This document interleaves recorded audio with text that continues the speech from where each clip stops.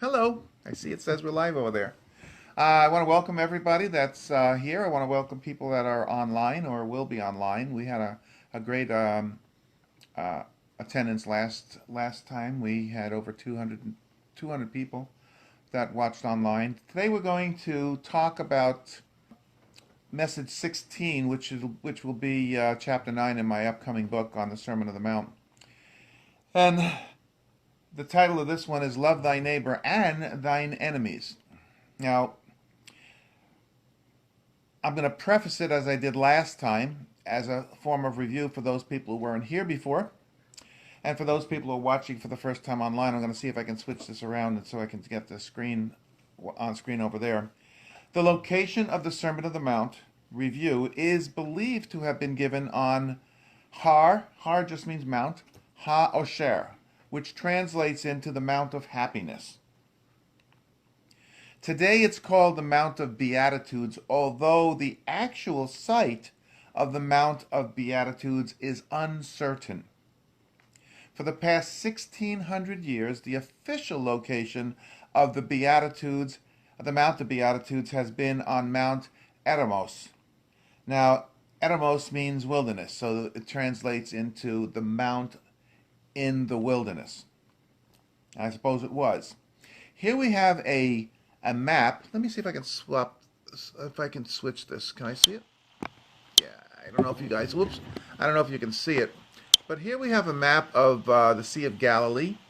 And if you look all the way up in the top left corner, the Mount of Beatitudes, up near Capernaum. So that's where it is now. However, some have suggested that the location could be in nearby Mount Arbel.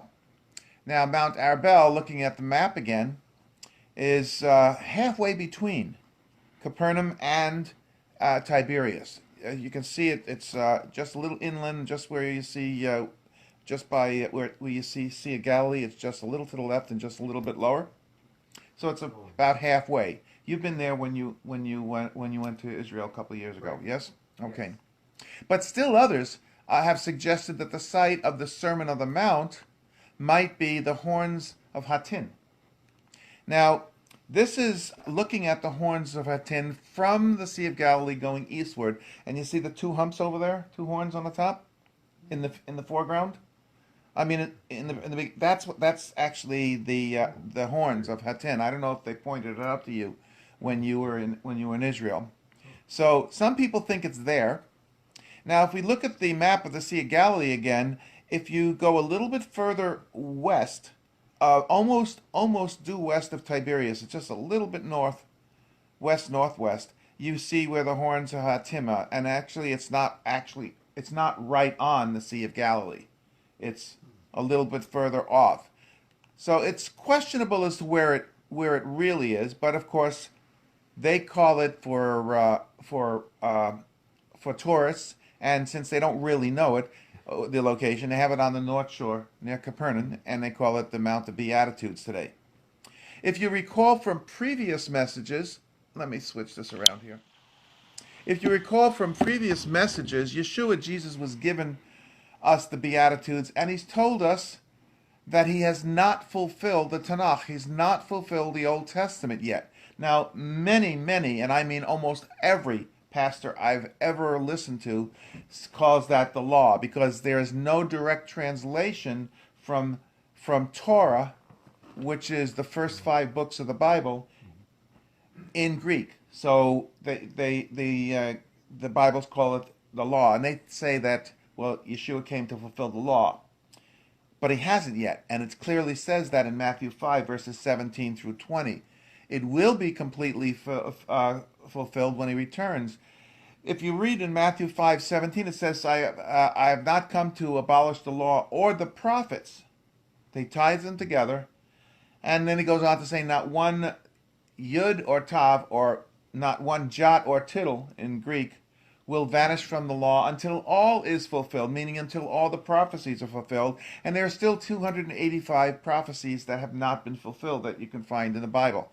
Only 245, about 180 of them can still be observed outside of the land.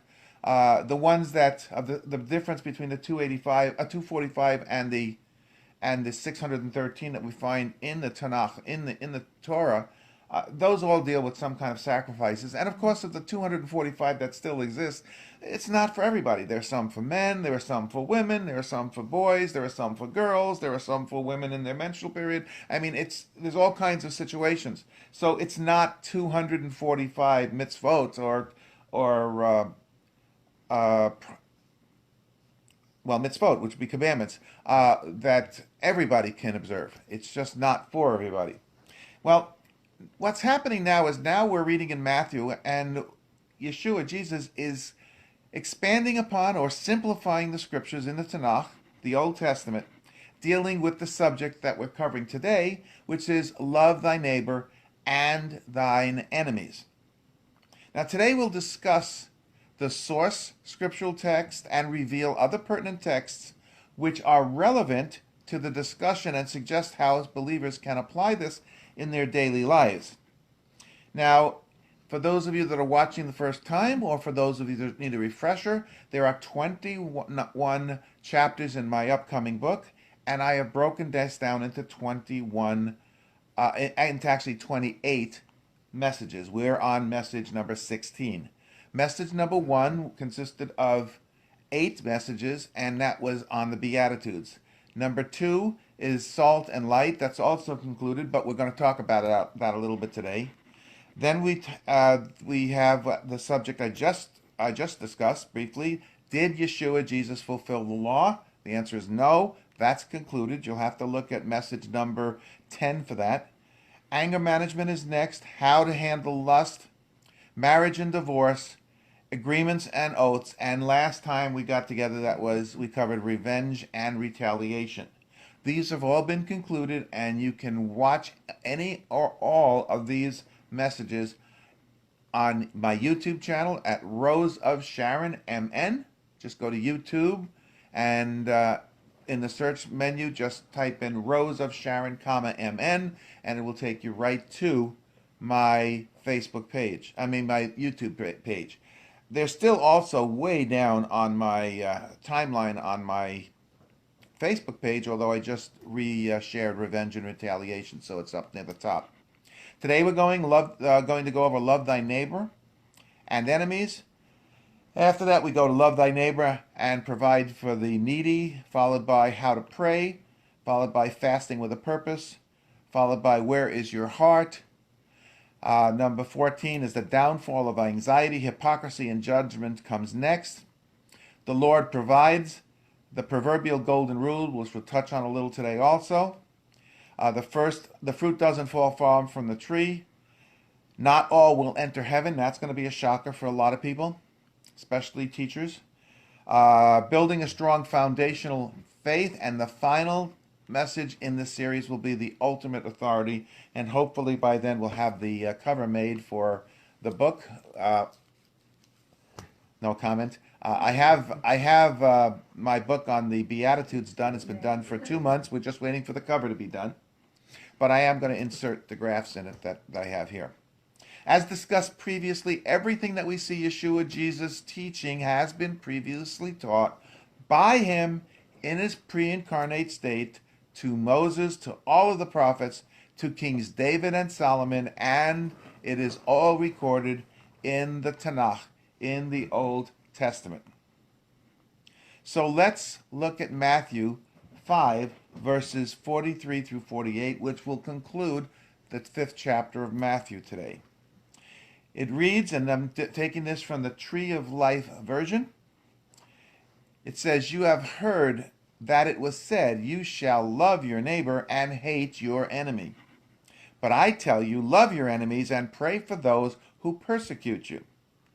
Continuing in verse 45 and 6, "So that you may be children of your Father in heaven, he causes his sun to rise on the evil and the good, and sends rain on the righteous and the unrighteous. For if you love those who love you, what reward do you have? Even the tax collectors do the same." Now, I'm going to talk about tax collectors in great detail, but not during today's message. Continuing in the last two verses, 47 and 48, and if you greet only your brother, what more are you doing than anyone else? Even the pagans do that, don't they? And the final verse, therefore be perfect, just as your Father in heaven is perfect. So these are the 5 verses we're going to be talking about today. Now, before proceeding with the discovery of the source text, let's take a closer look at Matthew 5:43. This is the first verse that we're talking about. It says, you have heard that it was said, you shall love your neighbor and hate your enemy. Now, if you recall, in the previous messages I have stated that Jesus, Yeshua, is speaking to his audience about what they had already been taught at an earlier age. Starting at the age of 3, they started memorizing the book of Vayikra, or the book of Leviticus, the most important book in the Bible, but yet the least important ever preached about, talked about, or studied in the New Testament churches. I also stated that Matthew 5:21, or I should say in Matthew 5:21, we read, you have heard it was said of those of old. And also in Matthew 5:33, we see, again, you have heard that it was said of those of old. This is an indication that his audience knew exactly what he was referring to. In 3 other verses we read, you have heard that it was said, or it was said. Again, referring to his people's knowledge, his audience's knowledge. We find these in Matthew 5:28, 31, 38, and now we find it again in the 4th time in Matthew 5:43, beginning this way. While in verses 21, 33, 28, 31, and 38, for those of you that are taking notes, I'll repeat that slowly. Verses 21, 33, 28, 31, and 38, Yeshua Jesus is referring to the Old Testament Tanakh scriptures. You said it quietly. But I'm speaking into a mic. In verse 48, however, it has no direct Old Testament text for the origin of the phrase, hate your enemy. Does not exist in Scripture. Upon further examination, if we look at the Greek, which is used in Matthew 5:43, we see that the word used for love is agapao, meaning brotherly love. Now you have to understand in Greek there are 3 different terms for types of love. In Hebrew there's only one. Agape love is brotherly love, and that is the term that's actually used in Matthew 5:43. The Greek word used here for hate is miseo, meaning distasteful hatred, but the subject of this distasteful hatred is ekthros. Ekthros means it's a deliberate, a detestable hatred for God's adversary, i.e. Satan. But the English translations in this verse don't identify the subject of the hatred. You have to understand Greek. You have to actually look at it. We find numerous Old Testament references to this type of hatred in the Tanakh. What most people don't understand is why the Lord had this vile hatred for the adversary. You have to understand that the adversary works through people and other beings, meaning heavenly beings that have fallen. I'm going to cover this in a few minutes. Because of the lack of teaching and therefore understanding of the Old Testament scriptures, we hear statements from Christians and others alike. The God of the Old Testament is a vengeful God, but the God of the New Testament is a loving God. Have you ever heard that? I've heard it hundreds upon hundreds upon hundreds, if not thousands of times. But I've been in thousands of churches. This sentiment is also reflected in stereotyping the people of the Old Testament, the Jewish people, in a form of subtle and oftentimes vile anti-Semitism.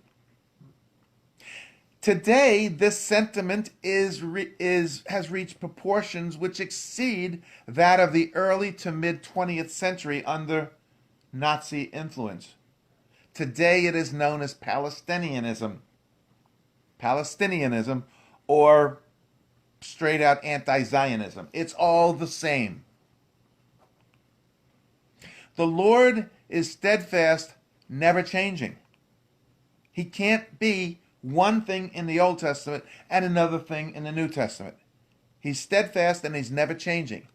He is the same yesterday, today, and tomorrow. James 1:17 says, "Every good gift and every perfect gift is from above, coming down from the Father of lights, with whom there is no variation or shifting shadow."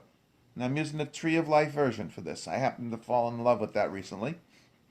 It was written by a group of Messianic congregational leaders, national and international leaders. They got together, put their heads together, and hired proper people, and they've come up with a fairly good understanding of Scripture. We read in Micah 3:6, "For I am Adonai." Malachi, my favorite, Italian prophet. Yeah, Malachi. Malachi 3:6 is, "For I am Adonai, I do not change, so you, children of Jacob, are not consumed against the tree of life." Hebrews 13:8 says, "Yeshua the Messiah is the same yesterday, today, and tomorrow."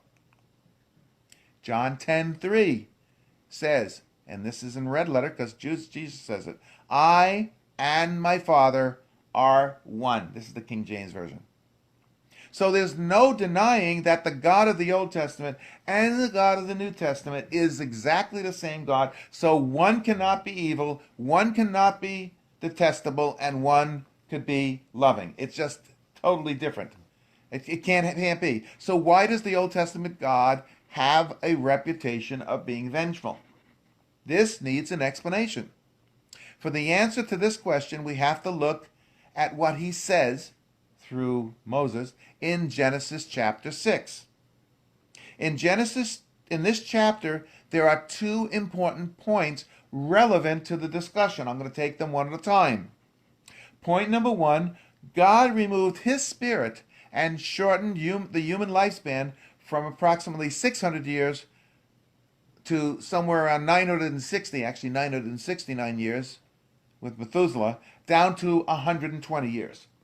Shortened the life expectancy, and it's been getting shorter and shorter ever since. And in the 21st century, late 20th century and early 21st century, it's starting to expand again because of modern medicine and improvement in science. Lifespan of those born before the flood, here we have it. Adam lived 930 years. Seth, 912 years. Enos, 905 years. Canaan, 910 years. Mahalalel, 895 years. Imagine how much science you can observe if you lived that long. Imagine how much knowledge you had have accumulated if you had lived that long. You could actually see the heavens changing. You could actually map the rotation of the earth, the movement of the stars, I should say the earth and the stars changing, and you would have a tremendous amount of knowledge. That's probably why we find the remnants of flashlights and other modern devices in the pyramids, because they are descendants of these people. Jared lived 962 years. Now here's an exception. Enoch lived 365 years, but he didn't die. He was taken up. He walked with God.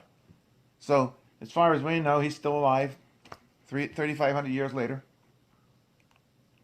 Methuselah, I already mentioned earlier, 969 years. And Lamech, 777 years. Don't read anything into the 777. Or maybe you want to. 7 is perfect. It's a perfect number. The lifespan continued. Noah lived 950 years. Shem lived 600 years. That's the shortest. Notice it's getting shorter now? Each generation afterwards became shorter and shorter. Here's a little side note, though, or what I call a rabbit trail, a little caveat. As you can see from the previous slides, both Noah and Shem were alive when Abraham was born. As a matter of fact, we read in the historical cultural books that Abram, that's before his name was changed to Abraham, lived with both Noah and Shem prior to leaving Haran for Canaan. They tell us that we don't know how long he lived with Noah because Noah died while he was living with Shem, but we do know from the historical cultural books he spent 30 years in Shem's household learning from him. Now you know where Abraham received his faith. If you live with Noah and Shem, who went through the flood, you certainly would have faith in God, wouldn't you? But actually, the historical cultural books tell us a lot more of the trials that Abram went through before he left Haran. Imagine how strong your faith would be if you had had that experience. Now, the second point being, which we read about in Genesis chapter 6, is the Nephilim were on the earth in those days and also afterwards. This comes from Genesis 6:4, the first part, 4a I call it, Tree of Life version. All the King James versions, if you rely on King James, the New King James, the King James, the Modern King James, all of them say giants. They don't say Nephilim. Just about every other version actually uses the Hebrew term Nephilim. The term giants is only partially correct. My oldest son Tov and I, for 3 years, taught all about the giants from every historical and cultural book because you don't find it in the Bible other than this one verse. But calling them giants only touches the tip of the proverbial iceberg. So what or who are the Nephilim? Some of you know this because you've been in my teaching for a while.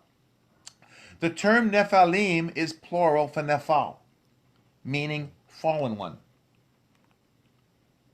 It is also in Hebrew known how we identify the descendants of an individual or a people group by adding an im to the end of the name. That's if it's feminine, and this is a feminine. It would be ot if it's masculine.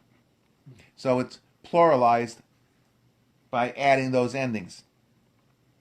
It also happens that the offspring of these fallen ones were very large beings. We call such large beings giants.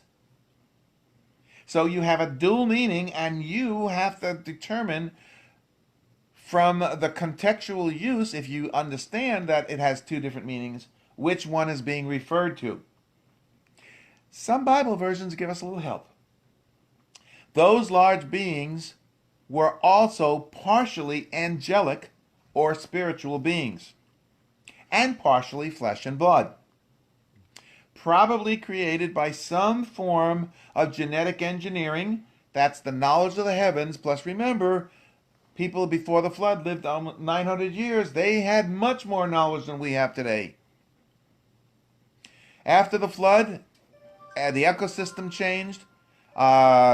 At the Tower of Babel, the communication was confused, and all this knowledge got lost through time. For more on the subject, I do recommend Dr. Michael Heiser's book, The Hidden Realm. I have it right here, as a matter of fact.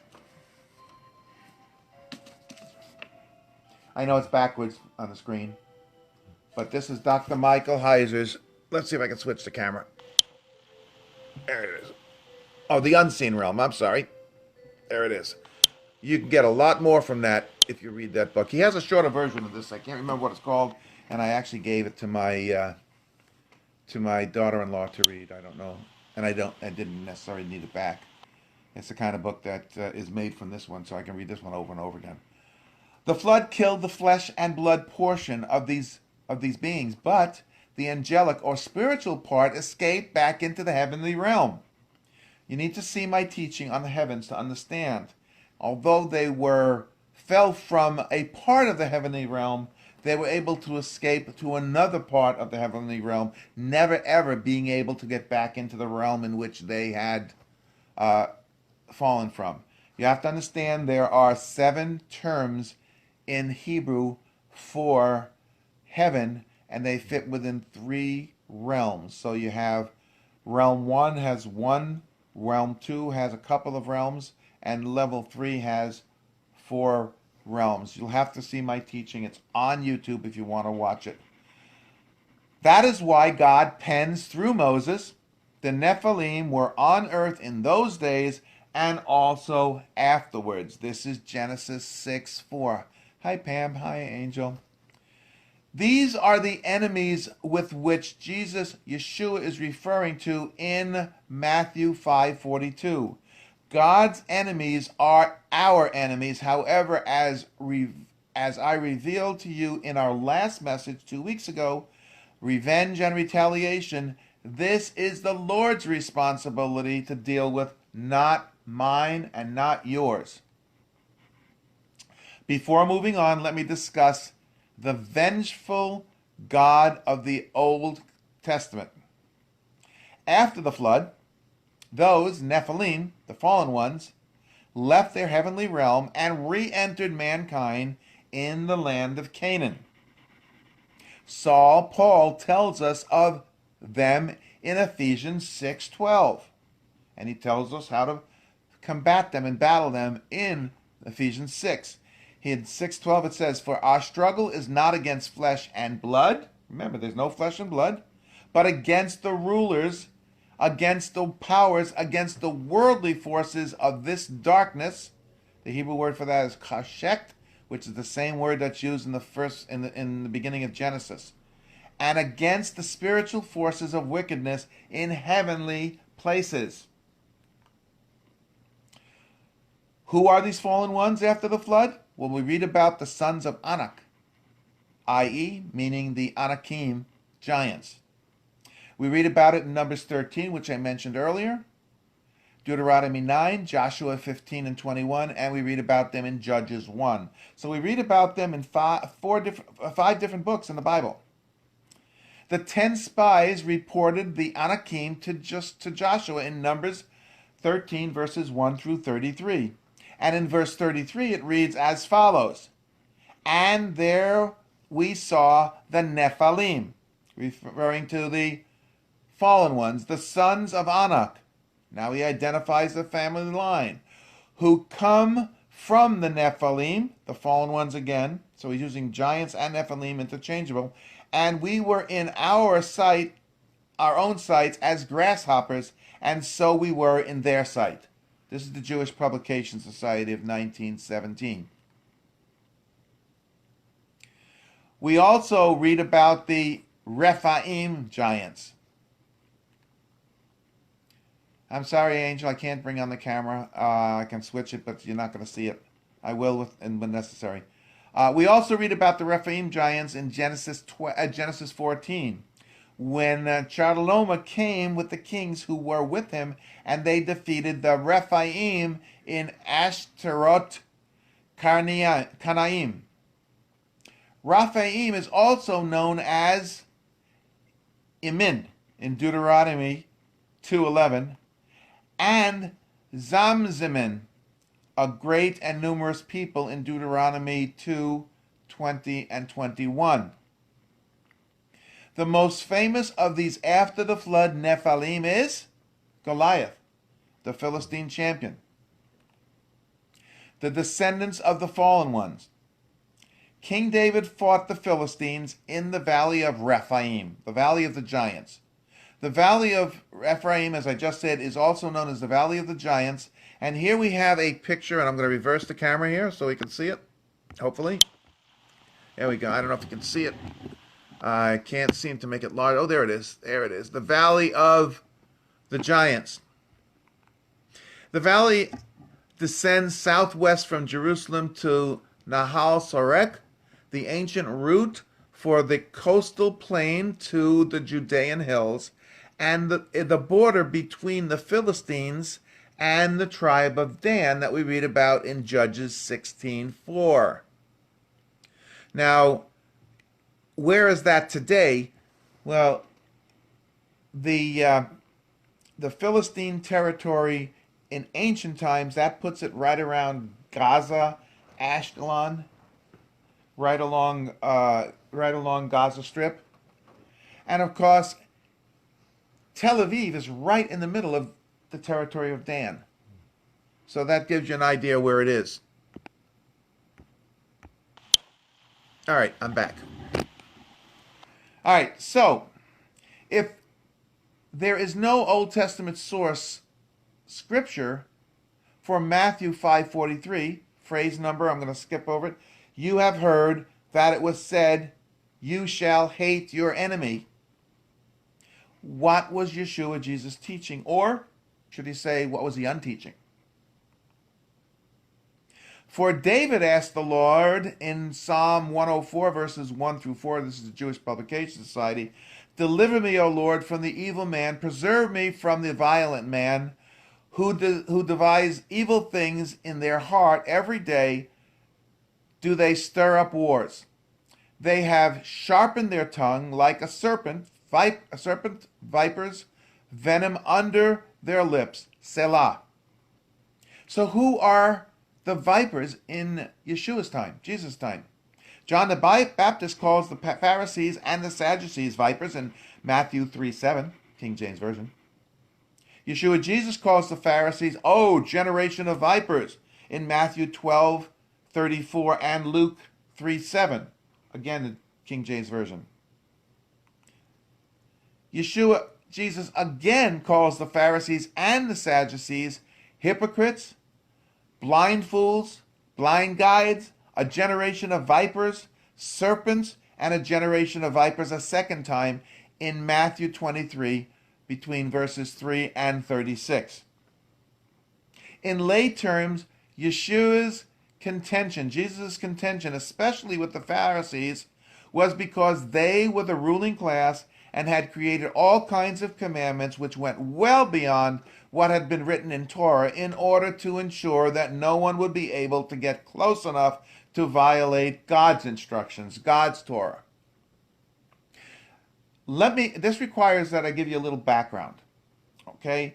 But let me go through go a little further and I'll back up a little bit. The Pharisees had taken that which was intended for the Lord to handle, revenge and retaliation, and had taught for over 100 years that the people were to hate their enemy. And there certainly were enough enemies. Here's a list. In Yeshua's time, they were the Romans. Prior to that, they were the Hasmoneans.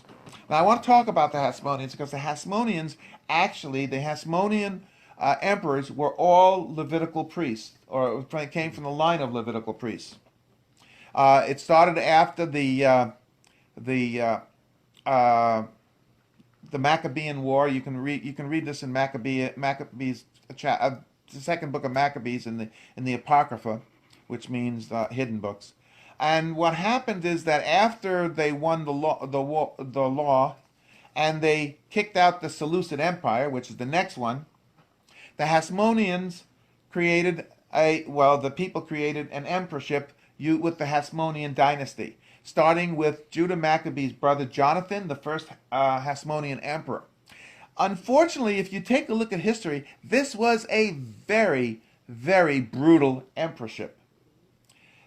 During the Hasmonean Empire, up until the time that Salome Alexander usurped the throne after her husband Alexander Jonius died from her oldest son Aristobulus II. I'm going to talk about him again a little bit more. What happened is that she reversed the roles. Up until that point, the Sadducees were the geopolitical group that was in charge of government, health, welfare, and the temple. When Salome Alexander came in, she reversed the roles. She threw out the Sadducees, put the Pharisees in charge. Now you have to understand, and during the time of Jesus and prior to that, there were dozens upon dozens of Jewish denominations or Hebrew denominations. We read about just a few of them in Scripture. We read about the Sadducees, the Pharisees, the Essenes, the Zealots, we read about the followers of the way. They didn't become Christians until the mid-second, near the end of the second century. They were recognized as Christians. But it was a violent emperorship. As a matter of fact, their principal method of execution was the crucifix. They crucified more. The Sadducees crucified more Pharisees than the Romans ever crucified any Jews in the land. It was a vile emperorship, and the people were aligned against two or four, so they had enemies even within the emperorship. Then you had the Seleucid Empire. That was Antiochus Epiphanes IV, the second Nebuchadnezzar. Then before that we had the Greco-Roman Empire. And before that we had the Medo-Persian Empire. And before that we had the Babylonian Empire. And even before that we had Egypt and Pharaoh. And there were many more in between. So, I mean, the Jews had plenty of people to hate. And the Pharisees taught them how to hate, because it's not in Scripture.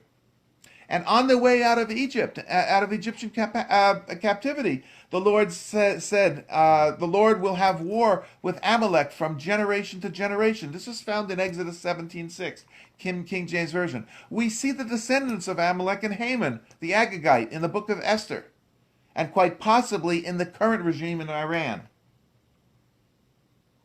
Before addressing the portion of Matthew 5:43 concerning hating or loving one's enemies, let's first turn our attention to the first part of the scripture, love thy neighbor. Yeshua Jesus introduces this as the second great commandment in Matthew 22:39 and Mark 12:31. The source of John's rendition of the second great commandment is inherent throughout the entire Tanakh. It's inherent throughout the entire Old Testament. How to treat one's neighbor is mentioned 84 times in the Tanakh, in the Old Testament. Another 18 times in the Brit Hadashah, the New Testament. 5 times by Jesus and 13 times in the epistles. So it's not a new concept. Jesus is reinforcing an unconditional agape love among the people of believers, just as God had unconditional love for his chosen people, Israel.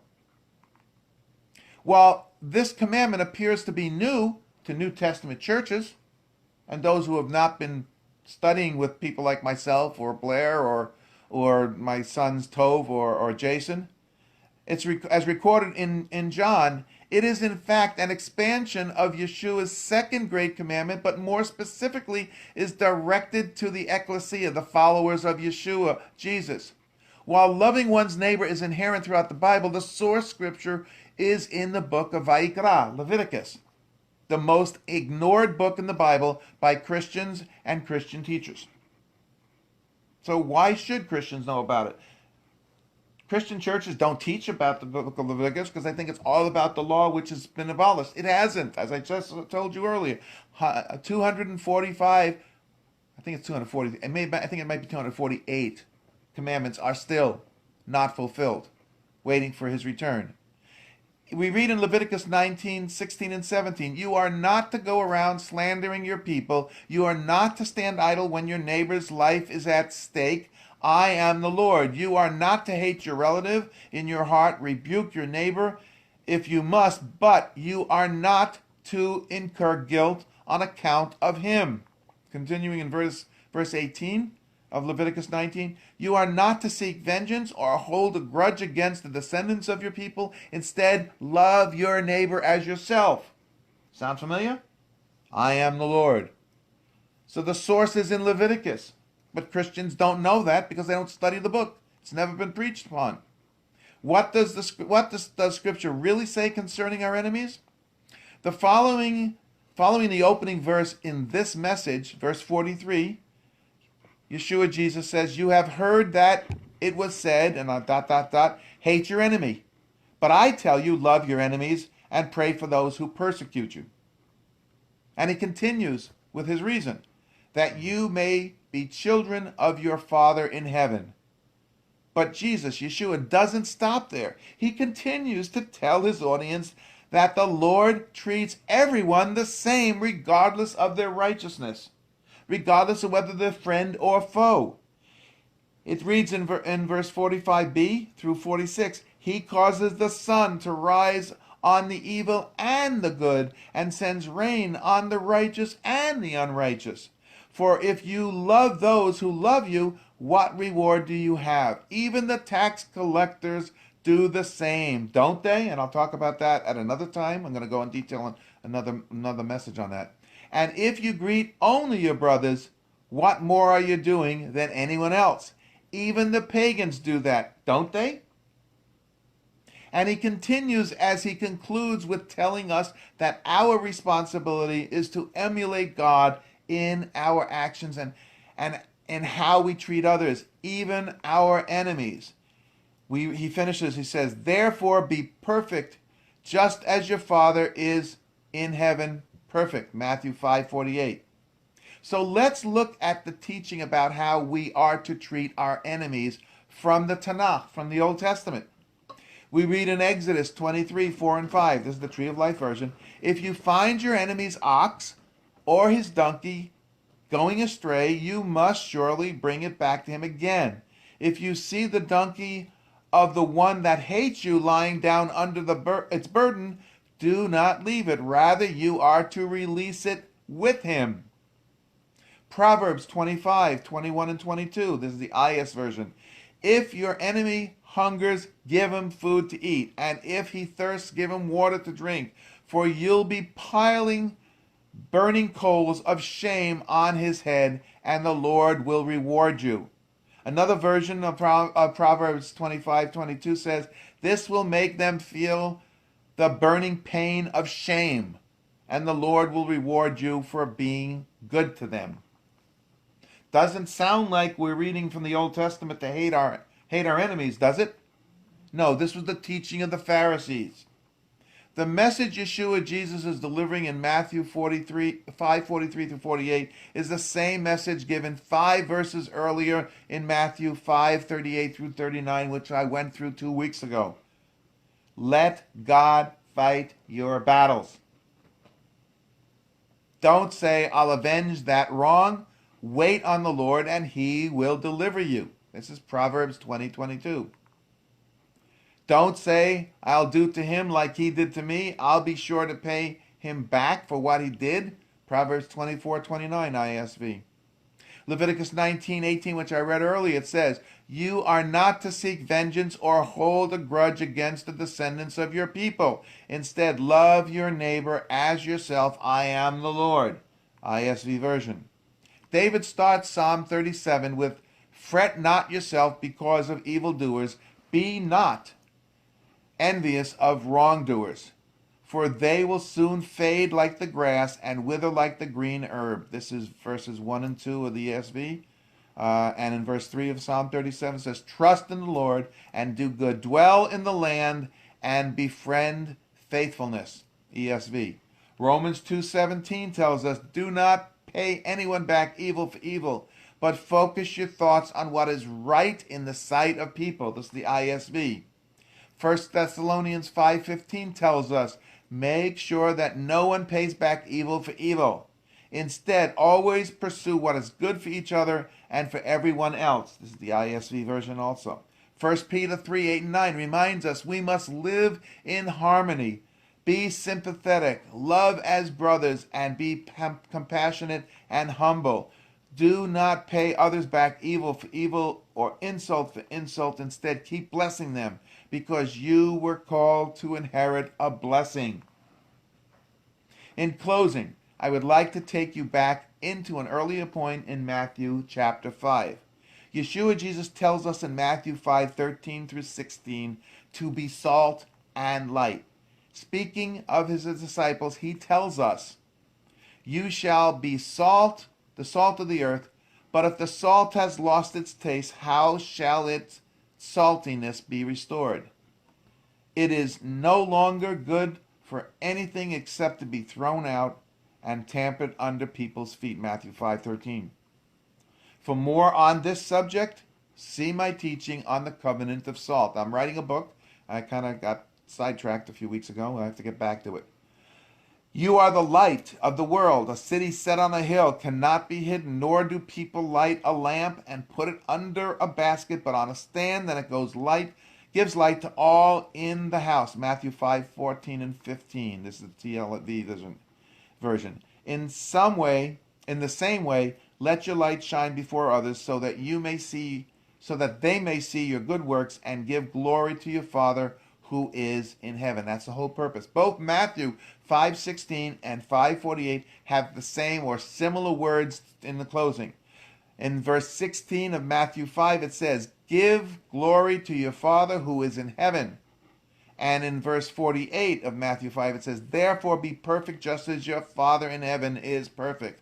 Similar message, almost identical. In closing, I leave you with a statement that by Paul. "Do not take revenge, dear friends." This is from last week's message. "But leave room for God's wrath. For it is written, 'Vengeance belongs to me. I will pay them back, declares the Lord.'" Romans 12:3 ISV. The ultimate enemy is Hasatan, is Satan. Now, last week I ended by talking about a couple of God stories where people have offended me. I talked about a school that I was working with where I was asked, we were putting together a $16 million remodeling budget, and I was asked to design, because I was brought in there for that purpose, a whole new lab for my field, which was in engineering design. I was teaching at that time.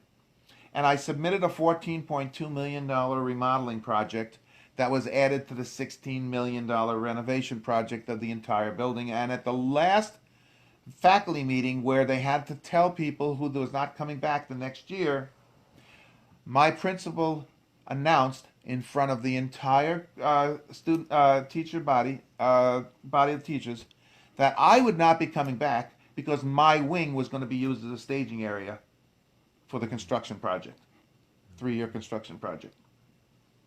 I was wronged. I was disappointed, and I spent the summer looking for another job.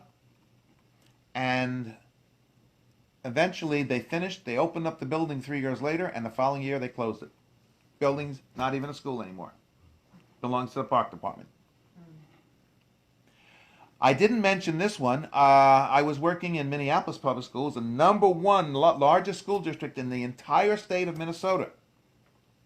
And they decided, nothing personal, they just decided that my curriculum was a non-essential program and eliminated the curriculum throughout the entire school district, the largest school district in the state of Minnesota. 4 years later, that school was closed. It wasn't personal. I didn't consider them an enemy. I just gave it to the Lord, and I said, the Lord opens up doors, and the Lord closes doors. The Lord opened up new doors for us. Those are just a couple of stories. I worked for 2 multinational companies. Both of them mistreated me. One of them was the largest publishing company in the world as far as gross sales. They have a little office in Chicago now, and maybe you can buy one of their international publications. They're not in existence anymore. They're owned by a company in Europe. No, that's the other company. That's the other company. The other multinational company, they took my. I was a manager. I ran one of the 3 locations in Minneapolis and St. Paul, and they changed CEOs, and they decided to turn the clock back on how they were doing business. And a gentleman that I actually trained and they had promoted to an executive position in the corporation, they turned to him and said, "Well, we're eliminating your position. We're going back to door-to-door sales. Where do you want to go?" And he said, "Well, I'll take Rose's store. It's the most profitable in the region where I live." They're no longer in existence. They were bought out by their original parent company. So give it to the Lord. I have dozens of stories like this. These are just 5 or 6 of them, but it's happened a number of times. So just give it to the Lord. It is not for you to hold any grudges. It is not for you to take revenge. It is not for you to even hate your enemies. That is not found in the Old Testament. It is love your enemies. Old Testament and New Testament, as I just showed you. There are a lot of scriptures in the Bible where you can talk. I could have gone on for the next hour and a half, but I promised to keep this under an hour. and we're about to close. So if anyone else wants to share a story, that's fine. We can repeat it. You can come here close to the mic. God stories about evil, loving evil rather than rejecting it. Okay, you're shy. In 4 weeks, we will be resuming with this study on the Sermon of the Mount, the expository teachings on the Sermon of the Mount. But we're going to pick it up with love thy neighbor again and care for the needy. Now, I've done this before when we've talked about certain feasts of the Lord, or I should say certain feasts. I'm going to go in a lot more detail next time. You said 4 weeks. That's in 4 weeks. In 2 weeks, we'll be back here again, but that is Tish B'Av. That is the 9th of Av. And so in 2 weeks, that's 2 weeks from today, Erev Tish B'Av, we will take a little detour and we will discuss the most solemn day in the Hebrew calendar, the destruction of both temples, the Solomon's temple and Zerubbabel's temple, which Herod built over, and other devastating occurrences that happened on or right around Tisha B'Av. So we'll be taking a short detour and going in that direction in 2 weeks. But in 4 weeks, we're going to pick this up again. And until then, I leave you with the Aaronic blessing from Numbers 6, verses 24, 25, and 26. Yevarecha Adonai vayishmarecha, ye'er Adonai panav elecha vehunecha, yasa Adonai panav elecha v'yasam elecha shalom. May the Lord bless you and keep you. May the Lord make his face to shine upon you and be gracious unto you. May the Lord lift up his countenance upon you and give you his shalom, his peace. And with that, I'm going to sign off. Thanks for joining us. Please share if you're watching us online. If you've shared from here, please share it also. We had a great audience last week of over 200. I'd like to double that. So until then, 2 weeks from now, shalom, lehitriot, or shall I say laila tov? It is getting dark.